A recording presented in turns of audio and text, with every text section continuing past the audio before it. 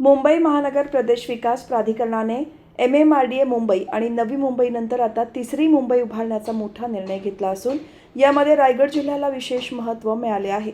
सन 2026-2027 या आर्थिक वर्षांसाठी मंजूर झालेल्या 48,072 कोटी रुपयांच्या अर्थसंकल्पात नव्या शहराच्या विकासासाठी मोठ्या निधीची तरतूद करण्यात आली आहे. या अर्थसंकल्पातील तब्बल 87% निधी विविध पायाभूत प्रकल्पांसाठी राखीव ठेवण्यात आला आहे.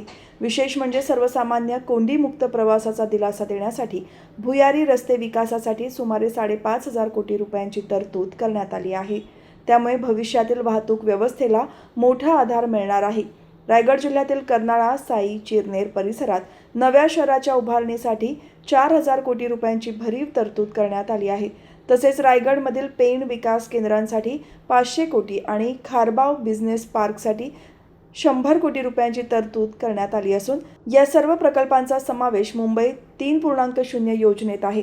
त्यामुळे रायगड जिल्ह्याच्या शहरी आणि औद्योगिक विकासाला मोठी चालना मिळणार आहे. गेल्या आठवड्यात राज्य सरकारने तिसऱ्या मुंबईसाठी भूसंपादन आणि भूवाटप धोरणाचा शासन निर्णय जाहीर केला असून प्रकल्पांना वेग येण्याची चिन्हे आहेत.